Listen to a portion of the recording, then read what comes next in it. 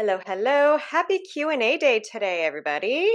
Hello. We also love celebrating wins in the program. So this week, we want to celebrate who started the program at 50 out of 132 and is down to 0 in 12 months. Yay.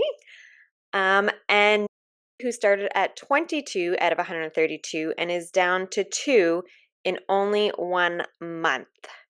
So you can see it only takes a few short months, after years of living with symptoms to start to feel the shift and feel recovered. So congratulations to those two members. Job. We can go to. Hello, everyone. So I have a question regarding the diet. So probably to Dr. Harko. So a few weeks ago in the Q&A, we discussed that if you do the diet like 90%, you probably have 10% of the advantage. But if you do like 100%, you have 100% of the advantage. So I'm trying to do 100%, but I'm struggling with that. So I do this now like for probably 6 to 8 weeks or something like that. And my goal was actually to do exceptions, like really small exceptions, like maybe one dessert or something like that every 4 to 6 weeks. So this was my goal. But I'm struggling with that. So I actually do eat really healthy.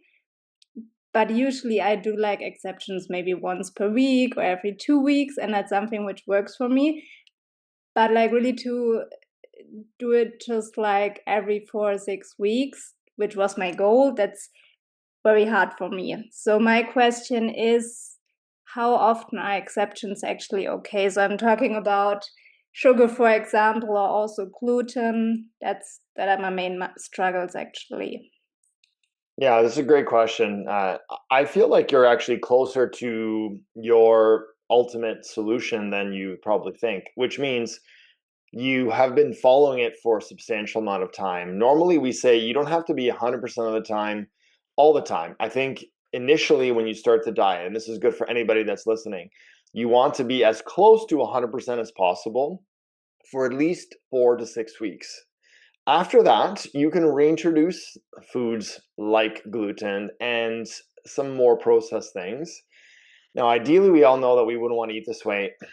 We want to eat as healthy as possible. But of course, we live in a world where we are socialized and we want to indulge. There's birthdays and celebrations, etc. So, if after that period of time, 4 to 6 weeks, you can reintroduce some of these foods, and you then will be able to gauge what kind of effect does this food have. And if it's negative, then you know, and then you will have to make a decision. Okay, I know that if I eat gluten, my brain fog gets worse or my energy gets worse. Okay, so you're going to try to avoid as much as possible. At this point in time, avoiding it 50% of the time, 80% of the time is still better than just eating it all the time if you have an established sensitivity based on the reintroduction I just outlined. And then you're going to have just a very informed decision on when I do eat gluten or I do eat whatever the food is, what's going to happen. And it's up to you how strict you want to be after that point. We just really want to give the person the best possible opportunity to make that assessment and also kind of reset the inflammatory pathways in that first 4 to 6 weeks. Okay, thank you very much. So after that time, it's okay, like to do an exception, like once per Yes. week on a weekend or something like that. So that's not a big issue then. No, I don't think so. I mean, yeah. I think that's what I mean. I think you're like actually following what we want closer than you think. Okay, thank you very much. Well, I was gonna say, a question just came in of, is there a way to slowly introduce the diet? Just because there wasn't a whole lot of questions today. Hmm.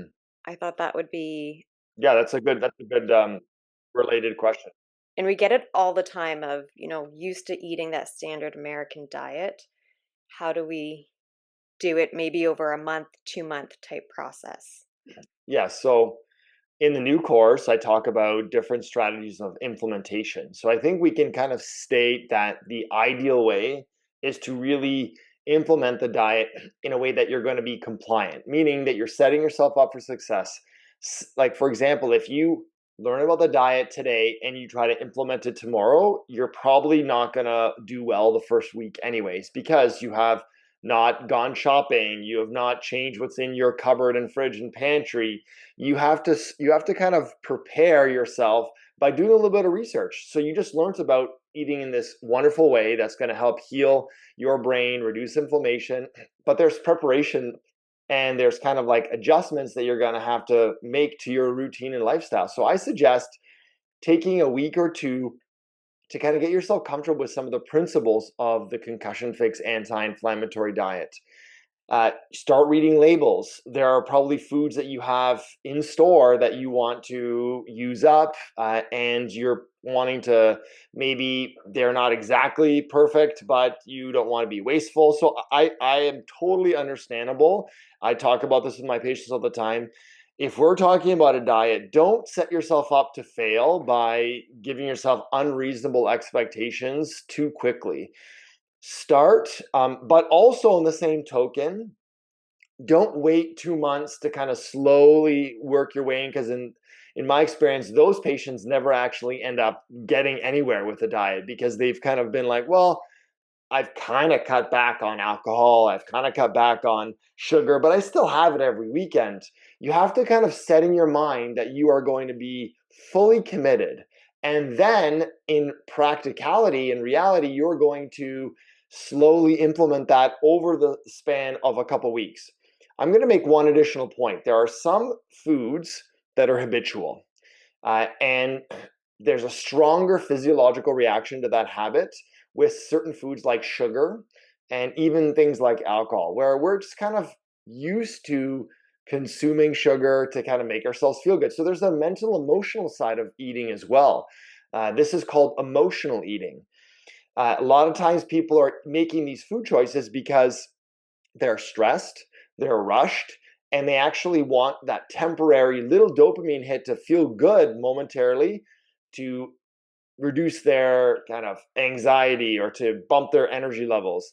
And then they're going to kind of unfortunately have some downstream negative consequences to that.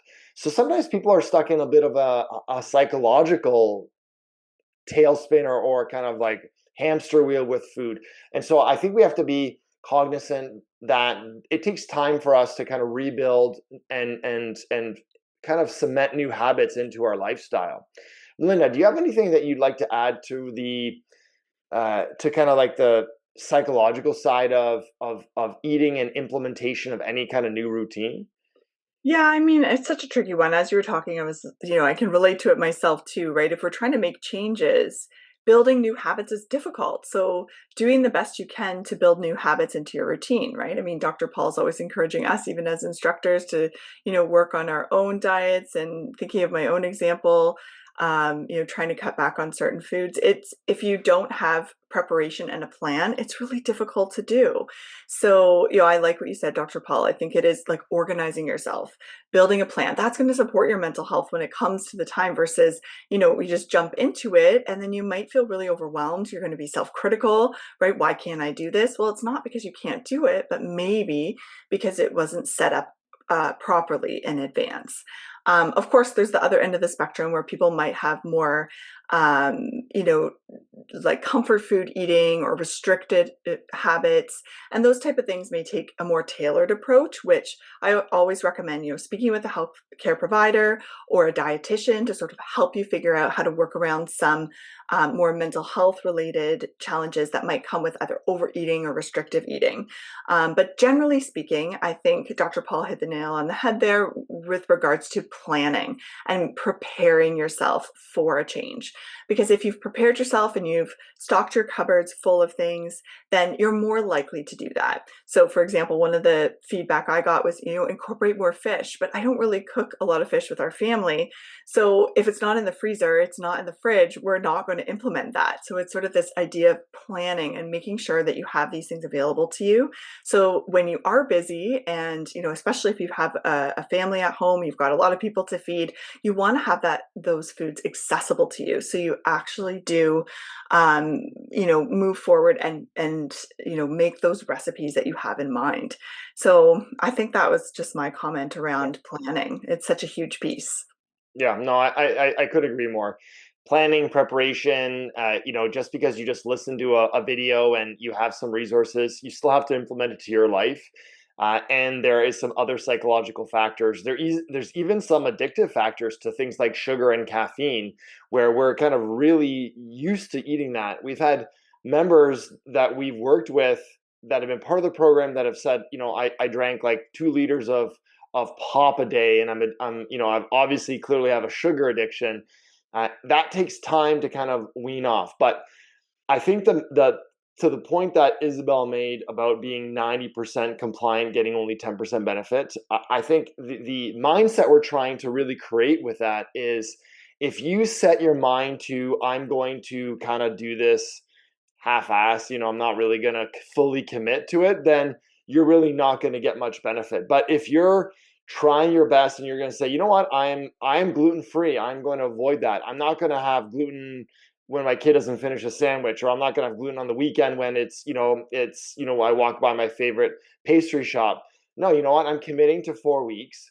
And then, just like so many people have asked those questions, after you've done that full commit and you've kind of changed your routine, after about 6 weeks, habits start changing and you start realizing that your taste buds, you're not desiring to eat that sugar anymore. There was a comment here that was made where somebody cut out dairy and cut out gluten, and they didn't really notice a symptom change on their concussion, but they noticed that their weight has gone down, and they noticed that maybe there's some other benefits that are not necessarily PCS related. Great, amazing. So obviously you're getting benefits from the diet, but not everybody gets those full, epic, kind of dramatic results with eliminating the things out of that we talked about in the concussion fix. So it's still worth doing the diet and trying to be as compliant as possible. Yeah, and I just wanted to add to that with sugar and caffeine, because that's a huge one. Sometimes when it's too hard just to do like a quick 4 week or starting, cold turkey, right? No sugar, no caffeine. You can start by gradually eliminating them, right? Reduce the amount of sugar you put in your coffee or your tea in the morning, or cut out that late night dessert snack, or reduce your cup of coffee that you have per day by 1, and start gradually decreasing the intake of those foods. That's going to be a lot easier mentally, emotionally, physically, than sometimes just doing, okay, I'm going to do a 4 week elimination diet and, I have to cut out all these things cold turkey, right? You're going to get withdrawal, headaches, mood issues. These are the things that we do experience when we cut out things like caffeine and sugar. So it can be helpful if you have the time to, gradually reduce, more highly addictive types of foods or things that we really get that quick kick of energy from, reducing them more gradually and giving yourself more time to implement some of these changes in your diet. If you like, I can maybe also add something to that. So I'm already 1 year in the program, so I have some experience with the food topics. And so what works really good for me, or what helped me a lot, especially when I tried to do it really for several weeks, 100%, was to have healthy alternatives. So for example, what I did was last week I did some ice cream with coconut milk and mango. And it's super delicious, and you can't even tell that there's no sugar inside. So I even served this to my parents, and they liked it. So it was really a good alternative to ice cream. So I think something like this is really nice to do something like this once in a while, especially psychological, because you will miss stuff like that. You will miss going to an ice cream store, or something like that. So this is something what works really well for me. And also, as Dr. Harkle said, be prepared. So for me, when I was doing the 100%, there were several birthday parties going on. I was on vacation, and I really did not even cheat on those days. But I always was kind of prepared. So I had some healthy alternatives that I took with me, and I think that's super helpful, because you cannot just sit there and eat nothing. You need to eat something. So this is helpful if you go to such events prepared, and also take something that you enjoy. For example, I don't cut milk products at the moment. So what I also ate once at a birthday party was fruits with sugar-free cream, which still felt like a dessert and cheating a little bit, but it still was gluten-free and sugar-free. So that's maybe a little bit from my experience. Yeah, thank you for sharing. That was preparedness is so helpful to be successful. So tailor it to, so the summary, since we kind of like all had some really great points here, is take some time to study the implementation and changes you want to make and start applying that to your life. Number two, identify the areas that are going to be a little bit of a challenge for you. So that might be breakfast options. That might be you have a sweet tooth or you have a full-on sugar addiction. And then number three, start being prepared for your routine. So if you're working, you pack some lunches. We often start, on the weekend, we will prepare 2 or 3 different salads that can stay in the fridge for 3 or 4 days, and they can be added to things. Same with preparing things like protein, like, a couple chickens and other types of meat that again can be reused and reheated. And so, the preparedness is really important. And then, implement it with the goal of being 100%, but slowly implement things that are challenging for you in a kind of sustainable way. So I think those are the 4 kind of key takeaway points. Did I miss anything, Melinda? Dr. Paul, I think that should be your next live, like how to do that, right? Because we can say it, but it can be hard to do, right? And Yeah, totally. I think even just having a guide from you in a live or something people could listen to could be so helpful. How do I prepare? What do I shop for? How long do things stay good in the fridge? These things that people might not know. I think you've got your next live topic. Yeah, that's a good point.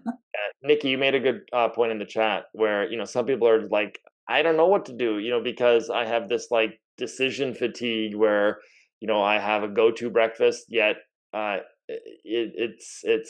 get bored of it. And what's my next option? Well, we got to have a couple options. Sometimes I'll just say, get adventurous about certain things where it's like, a lot of times people get stuck on like, I just have eggs for breakfast and that's high protein. But, what's some other high protein options that maybe you haven't thought about eating? Maybe you want to do a savory style breakfast.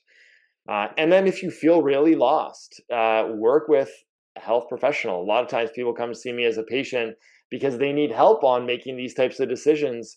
Nutritionists are helpful in this sense too, if somebody really needs a plan. But we've done our best in the new course to really break down these specific topics. So before we had one lecture on sugar and gluten and good fats and protein all jammed into one. Now each one of those is its own little lesson. So I really give you a lot of details for you to kind of literally, pun intended, bite-sized kind of chunks of information. And also the resources that we've provided. We have now a second diet plan. So now you have 2 full weeks of different recipes, including shopping lists. So we're continuing to try to build out the resources for everyone. So thank you for that question. It really stimulated some good combo here. Yeah, and we're such creatures of habit, right? Humans are such creatures of habit. So it can be tough to think about it, making changes or moving from sweet to savory. I think that's even a great example in itself of, how can we switch things up? If you're so used to having like, cereal for breakfast, you're just used to having sugar for breakfast or something sweet. What would it be like to do eggs and toast or something different that might really help you to create new habits, and habits take time. So I think that was my only closing point is just, it does take time. So be patient with yourself if you're trying these kind of diet changes. There was a question that did just come in, switching subjects. I have borderline low thyroid. I have heard now that people don't eat a lot of iodized salt. We may actually be iodine deficient in North America. How to test for iodine deficiency, and would iodine supplementation help with a sluggish thyroid gland? Yeah, so iodine is an interesting topic because it's an essential mineral for thyroid function. It's kind of like the main mineral that is used in creation of the thyroid hormone. Now, for you to be like probably 50 plus years ago, at least in North America, all salt became iodized, which means they added iodine. And that was because there were a general deficiency of iodine in kind of the central United States. And people started developing what's called goiter, which is an enlargement of the thyroid because it's working harder.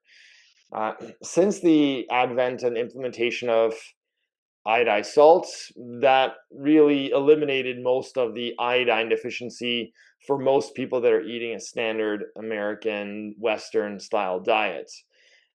Now, people that are eating seafood, there's natural sources of iodine present in that, especially like sea vegetables. So Asian cultures, Japan, they're great in iodine, where North Americans less so now. The other added wrinkle is that probably 20 years ago, salt became one of the public enemies along with fats. And that really kind of cut down a lot of some of the salt. I personally think salt is not that dangerous or damaging as it's made out to be. I think there are some people that are salt sensitive, but in general, especially people that are suffering from some sort of autonomic dysfunction, electrolytes, and sodium is an important electrolyte, along with potassium, magnesium, and calcium, are really, really important for cardiovascular blood flow and adrenal function. So I think there's a lot of benefits to salt. There's research supporting this as well. Anyways, back to the iodine piece. So I think that testing for iodine can be done through hair, and I think that's one of the more accurate tests. And again, if you suspect iodine being a problem or you have thyroid issues, this is one area that you want to work with your naturopathic doctor to try to figure this out and implement some of this testing. Because if you overdo iodine, then if you happen to have an autoimmune type of thyroid issue, it actually could make it worse. And this is the one area that, really working with a healthcare professional before you start mega dosing with any sort of iodine. Small amounts of dietary iodine, like found in seaweed and kelp and nori and these kind of like food-based sources of iodine, that's not a problem. I think that you're totally fine with that. However, it's like some of the supplements that you can buy have high doses of iodine, and that could be dangerous or detrimental. Maybe not dangerous, but I would say detrimental if there's autoimmunity going on, and you might have that. You don't really even know it with thyroid. So hair testing, and then work with a healthcare provider to try to figure out which supplement would be best for you, just to make sure. Great. There's another question here. Any herbal equivalent to replace Cymbalta to help with anxiety, depression, and ADHD? They take rhodiola in the morning and ashwagandha in the morning and the evening. Also on L-theanine and ashwagandha, as they mentioned, and magnesium. Yeah. So, I mean, as you know, we can't offer replacements for medications on this in this form. Even with my patients, I'm very cautious about doing any sort of like, hey, I will never say I'm going to take you off this med and you're going to do this herbal alternative. That is not very collegial with my medical doctor colleagues, and you want to be respectful of the person that's caring for this patient prescribed it. If you're looking for information about things that have similar effects to Cymbalta, I think you're on the right track with things like L-theanine, rhodiola in terms of its ability to support dopamine function and adrenal function, regulate cortisol. Ashwagandha has a really nice effect on lowering cortisol. The one thing I'm going to say is that sometimes I see with a lot of these herbal formulations, they just mash all these adaptogens together, and then people are just taking them at all parts of the day. Ashwagandha actually can lower cortisol. Now, the nice thing about herbs is that if you do take it at the wrong time of the day, and you're not going to have a detrimental effect to the point that you're going to have a real big problem. But if you happen to have low cortisol levels in the morning, taking ashwagandha, which lowers cortisol, is not something you want to do. So this is, again, there's some nuance, there's some specificity in working with a healthcare provider to see, okay, where is my deficiency in hormones? At what time of the day, particularly? This is especially relevant when you're talking about the adrenal system and adaptogens. As a rule of thumb, rhodiola in the morning, ashwagandha in the evening, because that's where the best effects of each one. Magnesium threonate, which is another great brain available form of magnesium. Generally speaking, you want to have a bigger dose before bed, but you still want to spread out your magnesium. Taking all your magnesium at one time of the day is a recipe for just having loose stools, because there's a saturation limitation to the way magnesium is absorbed in the small intestine. So you want to do what's called divided doses. So you want to have 2 in the morning and maybe 3 in the evening, let's just say, as an example. So I think that you're on the right track with those supplements that were mentioned. And then if you really want to take it to the next level to say, hey, I want that personalized plan, get that adrenal testing, find out what you really need, and then get some help on actually prescribing something that's going to do a similar effect to Cymbalta. But I would never say this replaces that. That just doesn't make sense. Great. I think that's a great spot to wrap up for today. I know we were kind of a little all over the map today. So thank you everyone for joining, for participating, for listening, and have an amazing week. Bye.